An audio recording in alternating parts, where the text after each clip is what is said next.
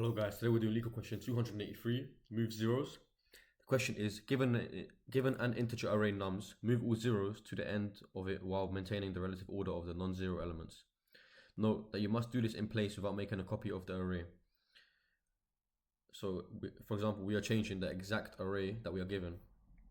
Now, example 1, input nums is equal to 0, 1, 0, 3, 12. So we have to return nums or change nums to 1, 3, 12, 0, 0. Example 2, nums is 0, we return array of 0, which is return nums as 0, it doesn't change. So what we're going to do this is we're having two pointers. We initiate the first pointer at the first position of the array and the second pointer, so left as first, right as 1.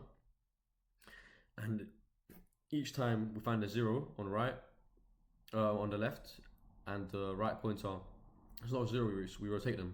So you slowly bring the zeros up. And if there is no 0 on right, if there's no 0 on left, we increment left. And if right is equal to left, in terms of position, we increment right. So we keep moving forward. And we iterate this until right is equal to nums.length. So let me show you how we do this. So we have our array here. We initiate left as 0 and right as 1. So let's use left as red and right as blue. So we have left here, 0, and right as 1. So we can see that we have to move the 0 up to the end, and so we know we have to switch the positions. So we now switch the value of left with the value of right.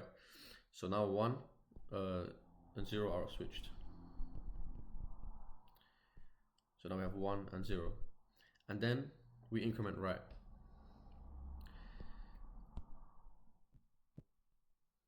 So now right is 2. We are here. Now right is 0, so we know we don't have to switch it with 1, so we right increment right again. Now right is 3 with a value at that position was also 3. So now is right equal to 0? No. So we increment left.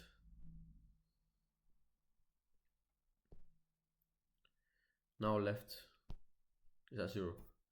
Now is left equal to 0? Yes. And is right equal to 0? No. So we switch the values as we know we have to bring the zeros forward. So sorry, this was meant to be red, but left is now 1. We are here. So now we switch the values. We have 3 here and 0 there. So 3 and 0. And then we increment right.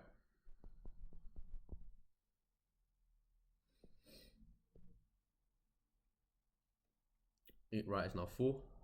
We are at 12 in as value.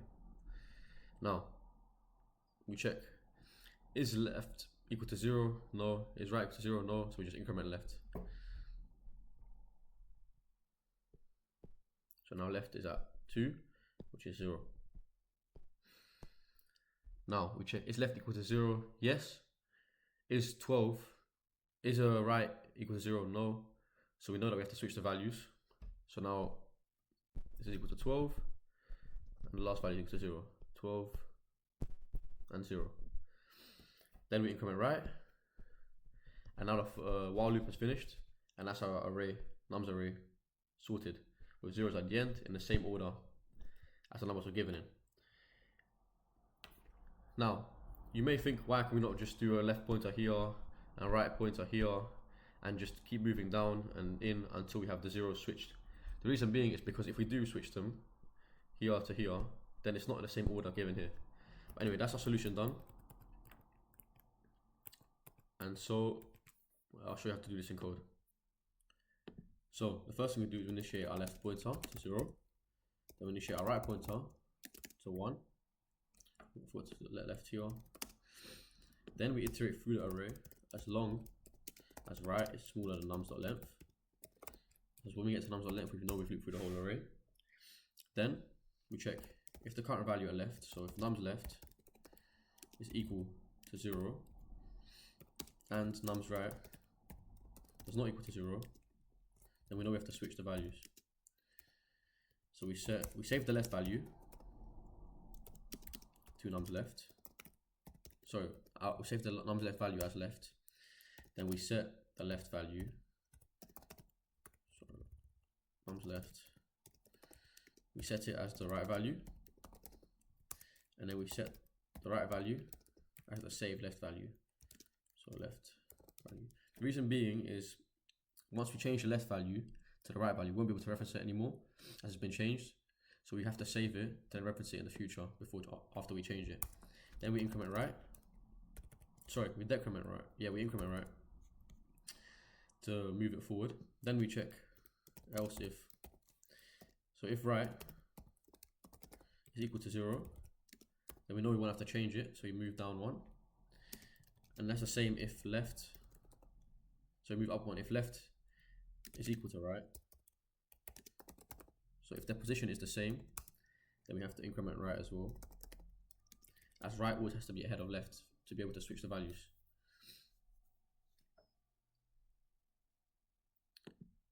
Then finally, if none of these occur, we increment left. Now let's run, see if that passes. It does. Let's submit.